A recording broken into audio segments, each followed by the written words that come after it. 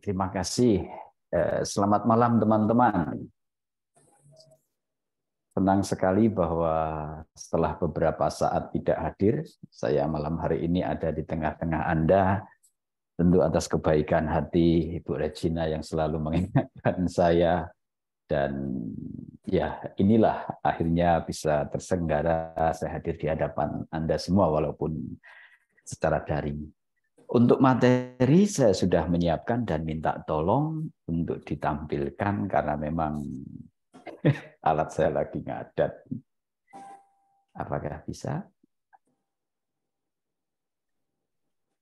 Romo yang ditampilkan ke saya itu bentuknya PDF bukan PPT ya. PPT saya sudah kirimkan. Karena memang di saya tidak bisa.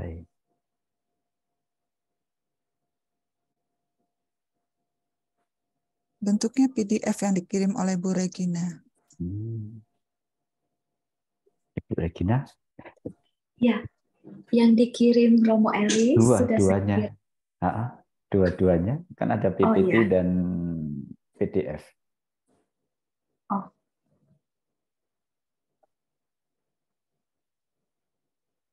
Cuman satu. Iya, oke. Iya. Ada dua ya. Oke. Atau kita ngobrol-ngobrol dulu sambil menunggu baik. tayangan itu ya. Nah, teman-teman, mengapa saya memilih ini? Ya, ini sesuatu sih ya. Ini hanya nanti merupakan hanyalah salah satu bagian ya dari apa yang sering coba menjadi kegemaran saya bahwa hidup itu ya sebuah perjalanan begitu. Dan ini cukup menginspirasi dan meneguhkan saya yang salah satunya pernah saya bagikan pada Anda permenungannya yakni soal Camino Ziarah, bahwa hidup ya seperti itu, perjalanan. Nah, pada malam hari ini inspirasinya baru saya temukan sebenarnya hari Minggu lalu ketika saya duduk-duduk santai gitu ya di teras kantor sambil baca-baca, dan buku yang saya baca itu ini gitu ya, Jejak Kebahagiaan itulah, taruhlah begitu ya.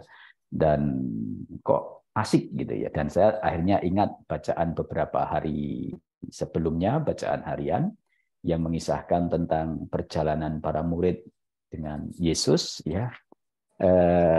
Saya bacakan saja ya supaya meningkat waktu ya. Lalu nanti kita coba ambil inspirasinya begitu. Dari Injil Markus bab 6 ayat 30 sampai dengan 34. Pada waktu itu, Yesus mengutus murid-muridnya untuk mewartakan Injil. Setelah menunaikan tugas itu, mereka kembali berkumpul. Oke, ini sudah muncul. Yang slide kedua.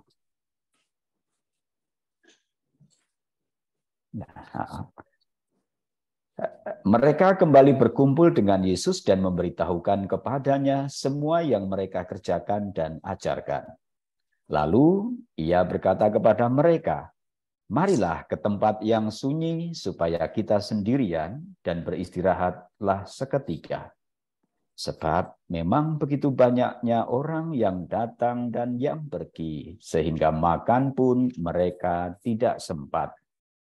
Maka berangkatlah mereka untuk mengasingkan diri dengan perahu ke tempat yang sunyi. Tetapi pada waktu mereka bertolak, banyak orang melihat mereka dan mengetahui tujuan mereka. Dengan mengambil jalan darat, segeralah datang orang dari semua kota ke tempat itu, sehingga mendahului mereka. Ketika Yesus mendarat, ia melihat sejumlah besar orang banyak, maka tergeraklah hatinya oleh belas kasihan kepada mereka, karena mereka seperti domba yang tidak mempunyai gembala. Lalu mulailah ia mengajarkan banyak hal kepada mereka. Slide berikut. Nah, teman-teman terkasih ya, dari apa yang dialami oleh para murid bersama dengan Tuhan Yesus ketika mereka sedang bekerja, pekerjaan mereka adalah mewartakan sukacita, mewartakan Injil begitu ya. Mereka kelelahan. Bahkan di sana diterangkan ya, karena saking banyaknya orang yang mereka layani, di mana memang kerjaan lagi berjubel begitu ya, makan pun mereka tidak sempat gitu ya. Itu loh ya. ada situasi di mana para murid itu kayak mengalami kepenatan. Nah, disitulah mereka berkumpul. Tentu, nah kalau mau digambarkan ya, gambaran alur perjalanan para murid bersama Yesus itu seperti ini, seperti yang ada di monitor Anda itu ya.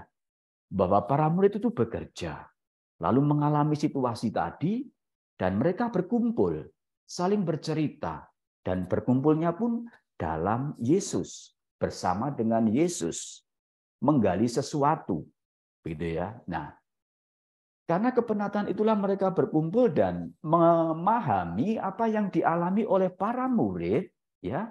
Yesus mengundang, yuk kita pergi, yuk kita bersembunyi taruhlah ya ke tempat yang sunyi, kita sendirian, kita istirahat. Yang menarik, tapi saya nggak tahu ya dalam bahasa aslinya, dalam bahasa asli kitab sucinya pakai istilah apa.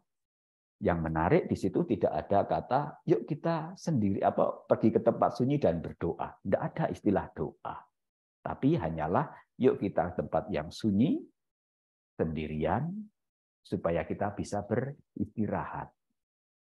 Nah, dalam situasi yang demikian, setelah mereka mengalami istirahat itu ternyata ya, mereka sudah ambil jalan lain tadi ya. Jalan lain apa? Naik perahu, sementara orang-orang lain yang ikuti Yesus lewat jalan darat. Nah, tetap bertemu. Yang menarik adalah ketika mereka, para murid ini yang mengalami kelelahan, kepenatan dari aneka kerja tadi, dalam mewartakan tadi ya, sedang mengalami masuk ke kesunyian, ke kesendirian, situasi istirahat dan menemukan situasi di mana orang-orang masih pada mengikuti dan banyak sekali gitu ya. Kitab suci tadi memberi kesaksian, tergeraklah hatinya oleh belas kasihan. Nah, ini yang mau saya katakan ya. Nanti kita akan banyak bermenung di sini. Di tengah perjalanan keseharian yang penat, yang ini itu mengalami aneka hal yang sungguh menekan, gitu ya, yang sungguh memberi pressure untuk hidupnya tadi, justru bukan tekanan-tekanan itu yang muncul lalu mendorong Yesus dan kawan-kawan tadi merespon orang-orang yang tanda kutip mungkin nggak tahu diri ya, padahal udah jalan lain, udah mau menyendiri, mau istirahat, tetap diikuti, gitu ya. Kendati mengalami situasi yang nggak gampang, penat, stres tadi, lihat ya, Yesus dan kawan-kawan tetap tergerak hatinya oleh belas kasihan. Yang menarik lagi, perjalanan itu lalu mengatakan, dan ia pun mulai mengajar lagi. Nah, ini akhirnya ya di perjalanan keseharian itu Yesus dan para murid sungguh-sungguh menemukan bahwa tugas mereka adalah mengungkapkan apa yang sungguh-sungguh itu merupakan lahir dari kedalaman hati, ya, dan itu adalah belas kasihan, belas kasih begitu. Nah, itu yang akhirnya menggerakkan mereka untuk melakukan kerja yang semula sudah mereka lakukan, yakni apa? Warta sukacita. Nah, teman-teman, ya, inilah alur perjalanan. Ya, maka nanti ya, saya lebih ingin mengajak Anda untuk bagaimana akhirnya mengamati yang tadi merenungkan situasi kerja lalu lelah, bahkan makan pun mereka tidak sempat. Tetapi yang menarik adalah dari kesadaran itu Yesus mengajak para muridnya untuk ke tempat sunyi, sendirian, dan istirahat. Tapi di tengah keletihan dan ingin sungguh-sungguh menyendiri, tapi masih ada situasi yang mereka harus berhadapan itu. Dan dengan itulah mereka hanya didorong oleh satu hal, gerakan hati yang berbelas kasih, dan mereka lagi masuk dalam alur keseharian, alur perjalanan itu tadi. Ini yang mau kita lihat ke depan. Dan akhirnya kita mau sungguh-sungguh ya belajar Kira-kira lalu bagaimana agar kita juga dalam keseharian nantinya berlaku seperti yang diundangkan oleh Yesus, sehingga dalam situasi kelelahan atau himpitan apapun, ya, kita hanya digerakkan oleh hati yang berbelas kasih tadi, bukan oleh kelelahan-kelelahan, bukan oleh kepenatan-kepenatan, karena biasanya ya kalau orang capek, orang lelah, orang tertekan, yang cenderung muncul ungkapan-ungkapan itu adalah ungkapan yang reaktif gitu ya, yang emosional. Nah, lalu di sini kita mau belajar sehingga perjalanan kita pada gilirannya memang sungguh-sungguh digerakkan hanya oleh hati yang berbelas kasih, dan arahnya adalah itu tadi, pekerjaannya adalah membagikan sukacita, hanya sukacita, hanya kebaikan yang mau kita bagikan dalam kehidupan kita. Nah, oke, kita lanjut ya. Slide berikut.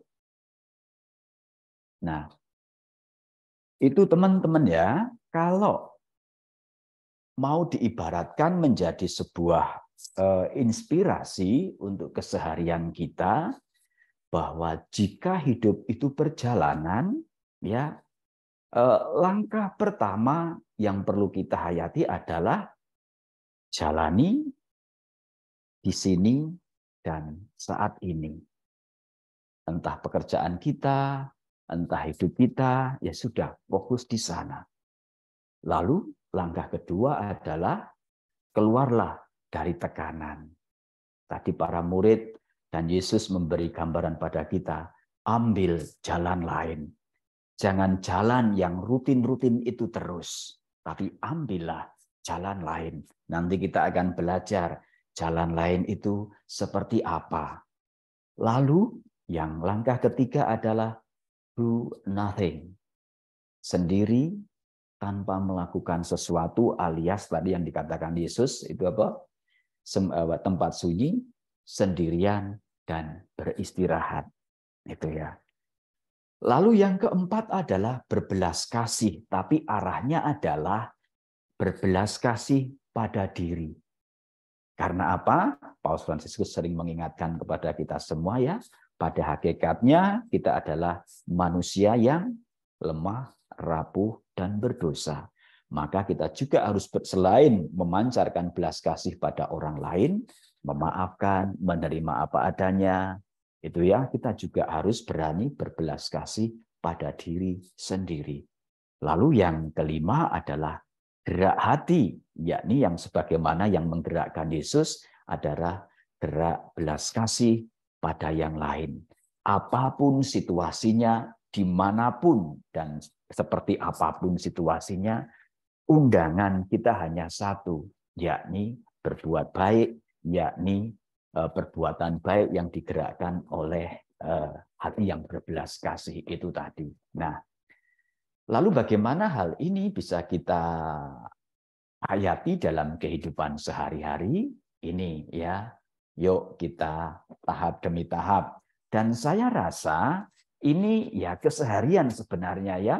Saya hanya ingin mengajak agar kita merenungkan atau mengambil inspirasi sabda Tuhan itu menjadi sesuatu yang hidup dalam keseharian kita. Artinya menginspirasi, mencerahi, menerangi setiap rencana-rencana kehidupan kita. Nah, teman-teman terkasih, di langkah ini gitu ya, jalani kini dan di sini.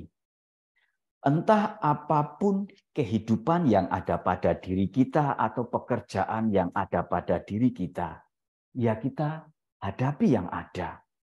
Jangan hanya malah kita sibuk pada sesuatu yang lain, pada sesuatu yang sebelum terjadi, pada sesuatu yang tidak ada di sini.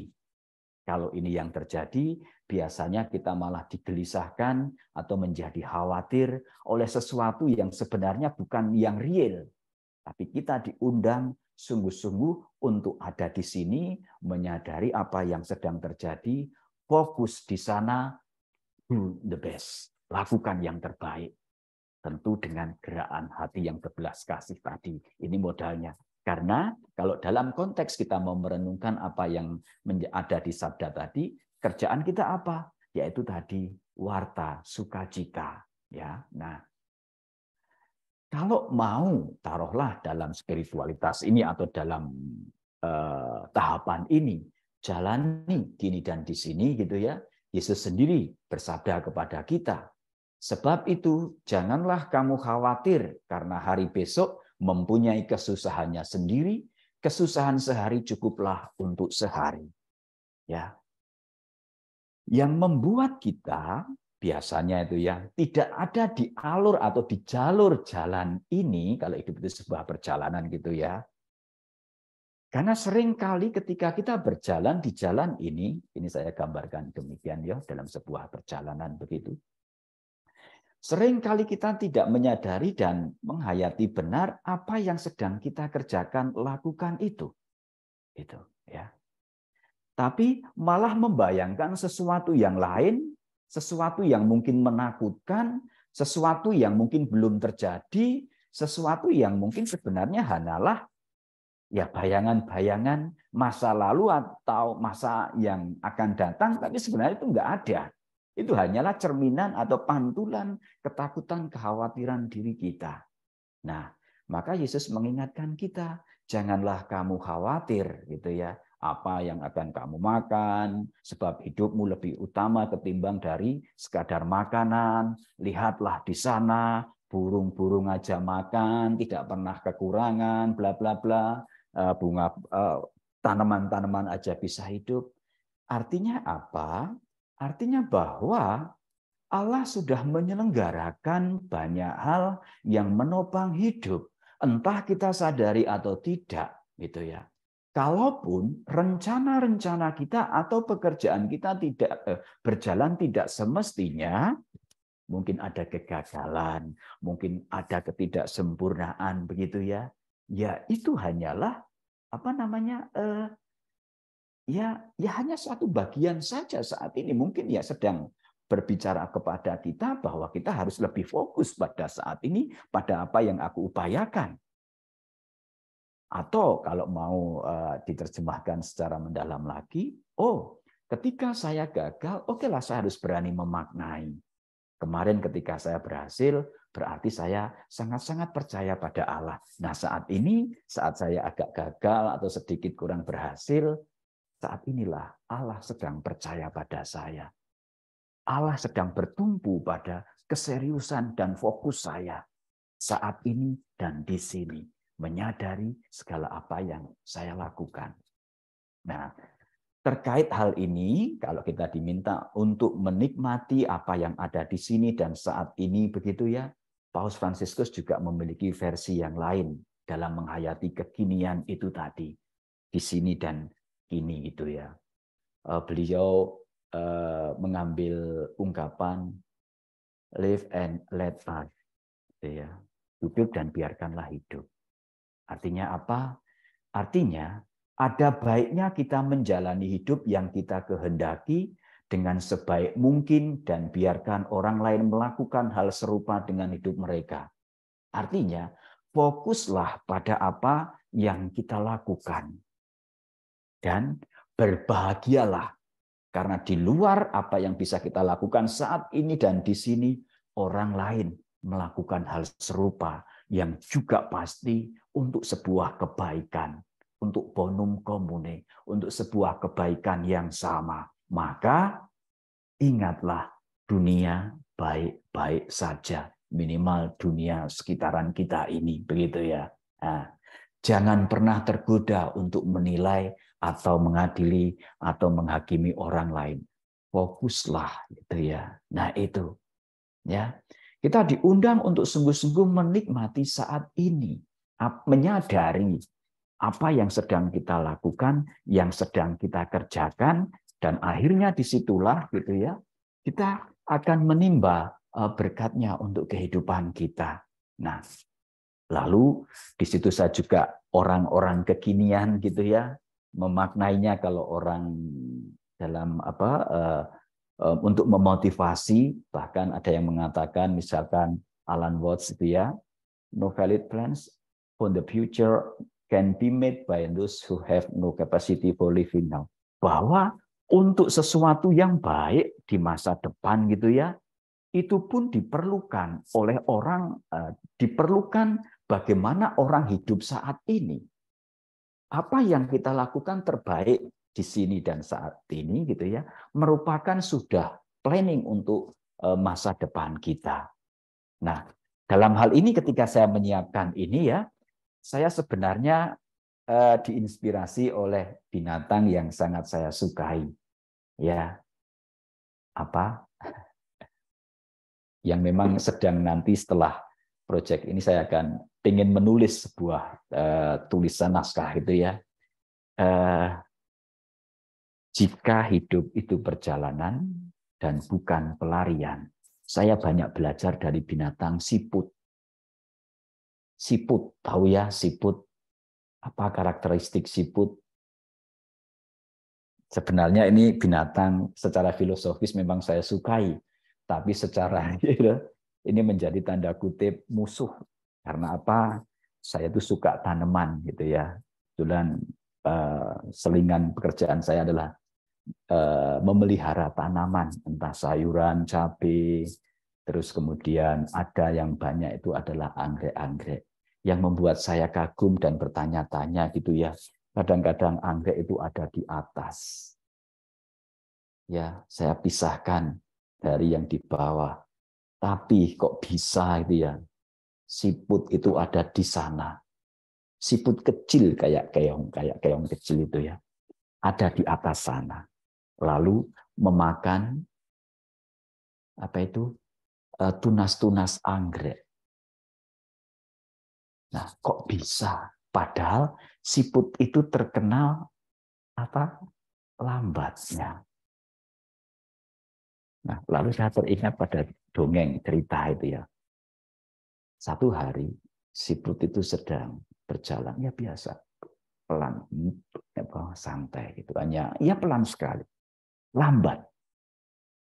Nah, lalu dia bertemu ayam, bebek, terus entok gitu ya. Lalu disorain, siput mau kemana? Siput hanya lalu bilang, saya mau itu petik mangga di atas pohon sana itu.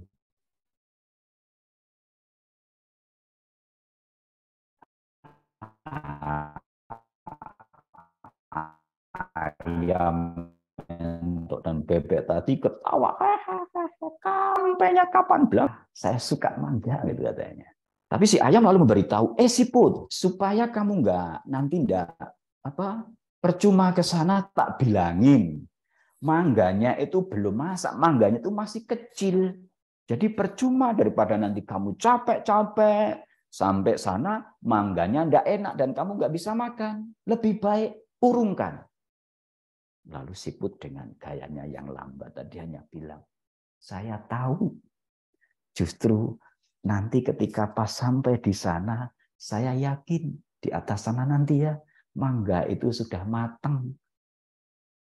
Dan disitulah nanti saya akan menikmati. Nah, saudaraku terkasih, siput menikmati, enjoy saatnya. Ya, walaupun pelan. Tapi dia menikmati, walaupun lambat. Tapi dia bertarget. Tapi fokus pada pelannya itu, menyadarinya, dan itulah energi dia. Targetnya jelas, tapi dia enjoy dengan saat ini. Ya, pelan, lambat, tapi visinya jelas. Targetnya terukur. Nah, ini yang saya bayangkan. Kalau filosofi macam ini menjadi cara hidup kita juga, ya. Jalani gini dan di sini, fokus pada yang kita upayakan, tidak menggerutukan yang lain atau diri sendiri dan kekurangan dan sebagainya, tapi sungguh intens menyadari itu dan visinya jelas, orientasinya jelas, saya yakin ya keberkatan akan menjadi suatu perolehan hidup kita, gitu ya. Nah, itu langkah yang pertama. Lalu yang kedua, ya, keluarlah dari tekanan, ambil jalan lain. Nah, mengapa kita harus berusaha keluar dari tekanan? Karena begini, seperti sudah saya jelaskan di awal tadi ya. Tujuannya adalah supaya tekanan-tekanan yang ada, yang dialami oleh para murid tadi, makan pun tidak sempat begitu ya. Karena saking sibuknya, saking ada tekanan demikian itu gitu ya.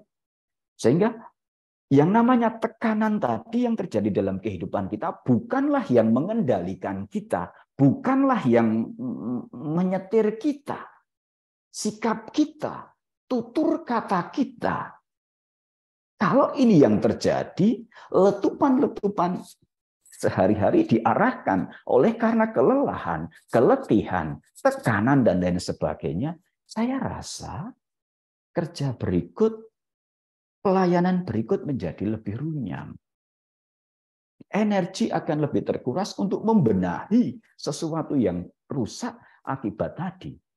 Tekanan yang tidak kita atasi. Gitu ya. Nah, disinilah ya kita diundang supaya apa? Untuk bisa untuk berani keluar dari tekanan itu, dan undangannya hanyalah agar belas kasih sebagaimana yang Yesus miliki tadi, itulah yang menggerakkan setiap respon kita pada kehidupan. Sehingga ya kehidupan sekitaran kita bisa berlangsung dengan baik. Dan dalam hal ini ya, untuk bisa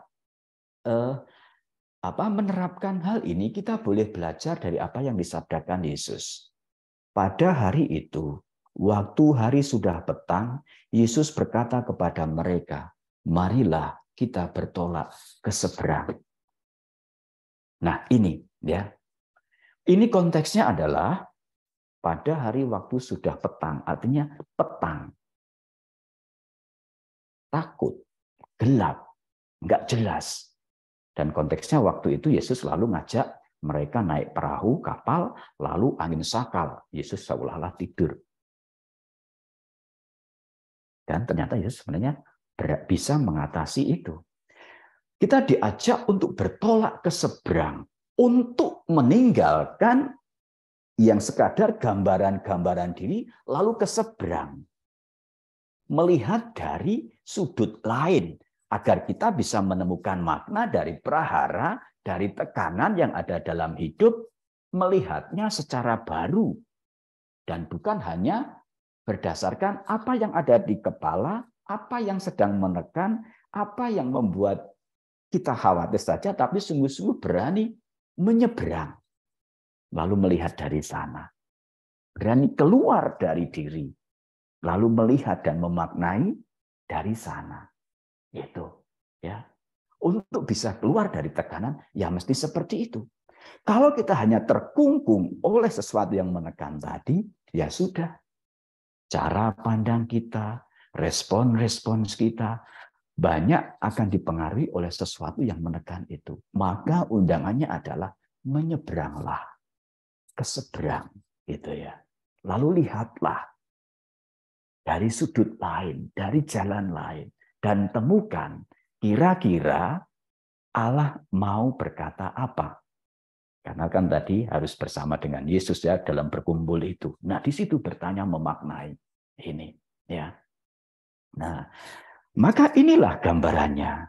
Kalau mau keluar dari tekanan, yaitu tadi ambil jalan lain atau kalau lebih spesifik lagi menyeberanglah, keluarlah dari diri dan beradalah di seberang sana, lihatlah, maknailah, itu ya.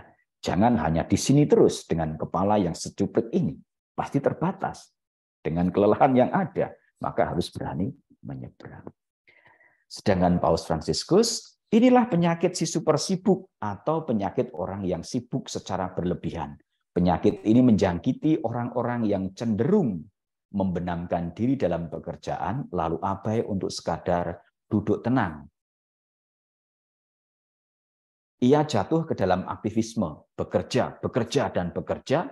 Gangguan dari penyakit ini menyebabkan orang menjadi mudah stres dan gelisah. Artinya apa? Yaitu keluar dari diri. Keluar dari rutinitas. Ambil jalan lain. Jalan itu adalah bukan jalan rutinitas yang pada gilirannya menekan itu tadi, ya. Yang namanya rutinitas kan membosankan begitu ya. Maka untuk bisa memaknainya, untuk bisa melihat secara baru, ya harus ambil jalan lain. Ambil aktivitas lain. Ambil sesuatu yang tidak biasa dan mencoba menemukan atau melihat secara lebih baru atas sesuatu yang sedang menimpa atau terjadi pada diri kita. Itu. Nah, sementara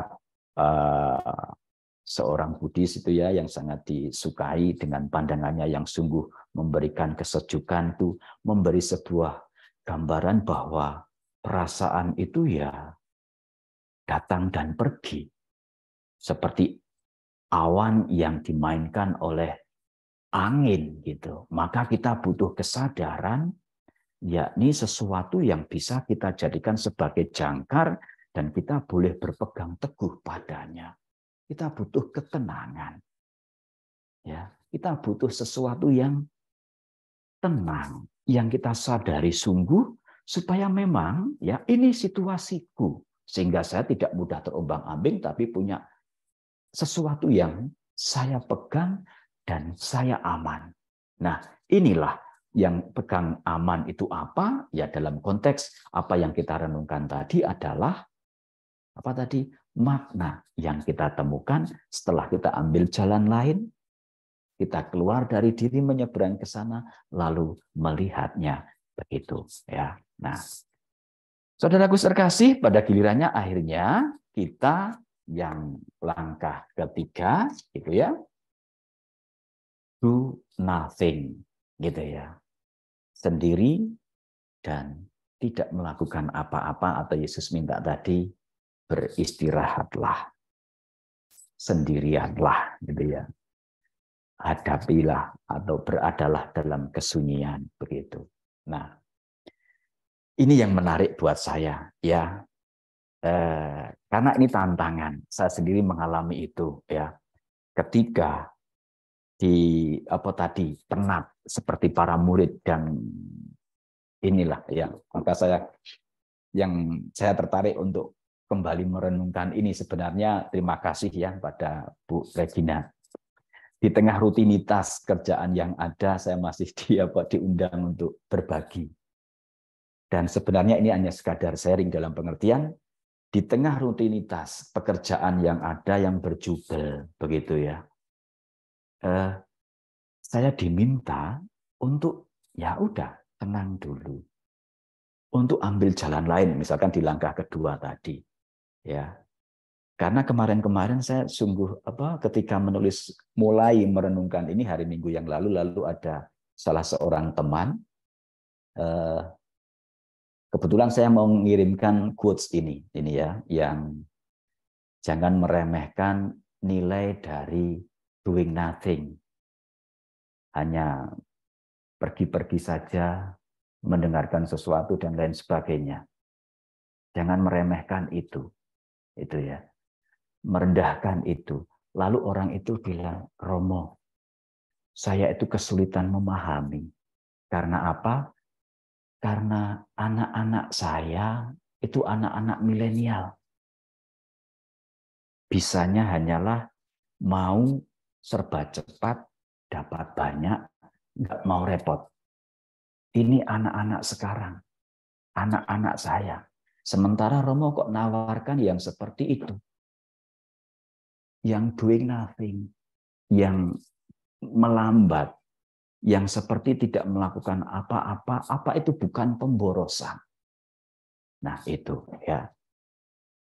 Lalu saya nggak menanggapi, maka saya hanya mengundang, yuk datang saja nanti pas pada hari ini gitu ya, dan kita sharing di sana. Nah, teman-teman terkasih, buat saya ketika saya diundang lalu berbagi semacam ini juga semacam saya berhenti dari yang rutin tadi, mengambil jalan lain tadi. Dan saya diundang untuk berhenti, untuk tidak melakukan yang itu tadi, lalu melihat dari arah lain, dari seberang, dan saya diundang untuk melihat kembali dalam semacam menemukan penyegaran. Itu ya. dari sesuatu yang sedang saya menyibukkan saya, membuat saya penat, itu tadi. Nah, dalam hal ini saya sangat berterima kasih dan bersyukur pada Bu Regina yang mengundang saya di tempat ini, karena akhirnya saya menyiapkan sesuatu untuk tidak melakukan sesuatu yang rutin tadi, tapi fokus, tenang, diam, berhenti, atau jalan di tempat. Bahkan kemarin memang saya hanya jalan di tempat, lalu hanya duduk, membaca, ngopi, lihat bunga di teras sampai siang. Sudah, setelah itu saya merumuskan tema ini. Baru temanya saja, karena memang dikejar terus. Dan akhirnya itu, walaupun doing nothing, tapi saya menemukan gitu ya, waktu itu sesuatu yang seperti dialami oleh siput tadi. Tenang, diam, kayak doing nothing, dan orang di sekitaran menganggapnya mubazir. Tapi saya menemukan di situ batin sedang bergerak, batin sedang menyadari, batin sedang diajak untuk enjoy, untuk rileks, dan syukur itu. Nah, itu yang, nah ini, dan ini adalah memberi energi, memberi ketenangan, memberi nggak ngerti kesegaran, memberi nggak ngerti juga ada energi yang nyusup, ada tambahan-tambahan tertentu, dan itu buat saya ya wow juga, karena memang saya menyukai ya, saya paling menyukai hanya duduk di teras, nikmatin tanaman, ngopi, atau sambil baca, sudah. Nggak mikir-mikir. Mikir juga enggak. Dia membiarkan diri di sana, dan akhirnya yaitu mengalami. Lalu ingat pada sabda Yesus itu, marilah ke tempat yang sunyi supaya kita sendirian. Dan sendirian, hanya sendirian. Dan beristirahat. Dan memang istirahat. Ya hanya mengalami, merasakan, menyadari bahwa oh ini, atau bahasa orang sekarang itu me time, taruhlah begitu ya. Nah itu. Dan dengan begitu saya menjadi ingat pula apa yang dikatakan oleh Paus Fransiskus gitu ya. Marilah kita belajar bagaimana menjadi letih. Tetapi letih dalam cara-cara terbaik. Itu. Ini semacam memberi reward untuk pribadi. Yang tadi digambarkan oleh perjalanan para murid itu tadi ya, makan pun nggak sempat. Hanya saya makan terus gitu ya. Artinya dalam kesibukan itu kita perlu memberi reward dan merayakan keletihan itu dengan cara-cara terbaik yang memberi asupan kembali untuk jiwa, untuk batin, dan masing-masing orang pasti punya caranya ya. Bahwa kita melakukan do nothing tadi juga dengan doa hening, adorasi, kami tiap sore gitu ya, di hadapan sakramen Maha Kudus dan lain sebagainya, atau sekadar jalan sambil rahayu, atau merawat tanaman untuk melatih aspek kesadaran dan kepekaan empati kita pada semesta yang sudah diselenggarakan Allah, yang di bacaan pertama kita dengarkan hari-hari ini, kita supaya memang sungguh-sungguh sealur dengan roh Allah sendiri yang mencipta, menyelenggarakan, memelihara segala ciptaan dan dianugerahkan pada manusia, sehingga kita memang punya rasa yang sensitif untuk kehidupan, bukan hanya manusia atau diri sendiri, tapi ya semesta. Dan kita bergerak bersama semesta raya.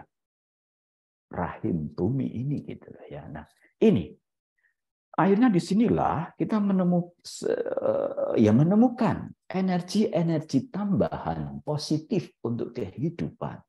Dan tidak ngerti dalam hal ini saya yakin sekali bahwa alam pun akan menopang kita ketika kita bergerak seiring dengan semesta. Begitu kebaikan-kebaikannya, kita merawat tanaman, menyiraminya, menatanya, dan lain sebagainya. Ada damai.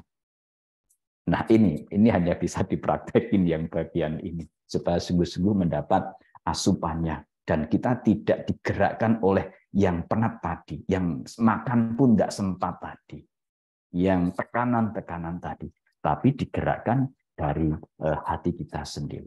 Nah, lalu langkah keempat. Nah, teman-teman, ya, 1, 2, 3 tadi merupakan awali dari apa yang mau kita katakan bahwa ya saya pun mesti berbelas kasih pada diri sendiri. Sayalah yang harus merawat agar api di langkah kelima nanti itu tetap bernyala. Api belas kasih yang mengobarkan gerak hidup itu harus tetap bernyala. Bukan api yang lain yang muncul begitu terus gitu ya. Maka disinilah kita diingatkan pada undangan Tuhan sendiri. Marilah kepadaku semua yang letih lesu dan berbeban berat, aku akan memberikan kelegaan padamu. Ini salah satu ayat favorit saya sejak saya seminari tahun 1996-97 itu. Karena memang begitulah Tuhan. Selalu mengundang, selalu ngajari anak-anaknya itu untuk rendah hati. Nek capek, iyo ngomong capek, akuilah, sadarilah, dan datanglah, mintalah. Itu deh. Ya. Nah, di sini. Dan Paus Fransiskus pun sudah mengingatkan kita juga. Kadang-kadang ketika saya harus menghadapi masalah, saya membuat keputusan keliru, saya berlaku buruk, dan saya harus kembali lalu memohon maaf. Ingat, ketika lelah, banyak tekanan, kita harus kembali ke diri dan mohon maaf, mengakuinya, rendah hati, menyederhana, terbuka. Sehingga tekanan itu tidak makin bertambah, tetapi ya sudahlah, gitu ya, kita terima. Kita sadari bahwa diri kita ya memang begini, ada kekurangan.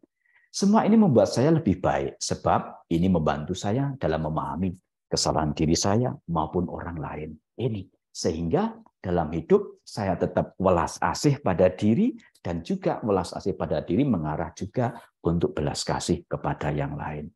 Dan dalam kehidupan modern, dalam kehidupan kekinian pun sudah dibuktikan. Ya, banyak orang mengatakan untuk bisa memahami diri, untuk berbelas kasih pada diri, misalkan Albert Einstein gitu ya, bahwa kegagalan merupakan sebenarnya itu sebuah sukses yang sedang diproses atau sukses yang tertunda atau yang sedang berjalan untuk menuju sesuatu yang baik, begitu aja ya, penundaan.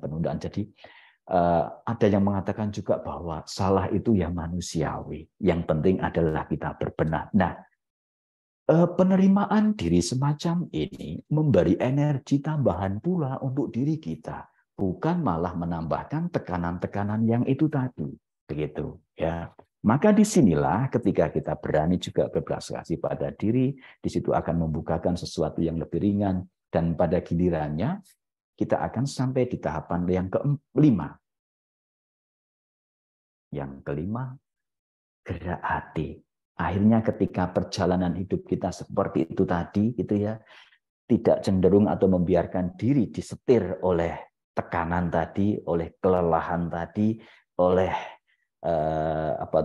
situasi-situasi negatif akibat pekerjaan yang tak tercover itu tadi, maka kita akan membiarkan gerak hati yang digerakkan oleh belas kasih untuk yang lain, gitu ya. Dan Yesus pun selalu mengingatkan kepada kita, hendaklah kamu murah hati sama seperti Bapamu adalah murah hati. Konteksnya adalah seruan-seruan Tuhan Yesus, kasihilah musuhmu, doakan mereka. Siapapun itu pokoknya jatahmu itu hanya berbuat baik. Nah, maka lalu Yesus mengatakan, hendaklah kamu murah hati sama seperti Bapa murah hati. Maka dalam situasi apapun diri kita, ya sekecamuk apapun kepenatan kita, kita hanya diminta satu hal, belas kasih, murah hati, kebaikan, nggak ada yang lain.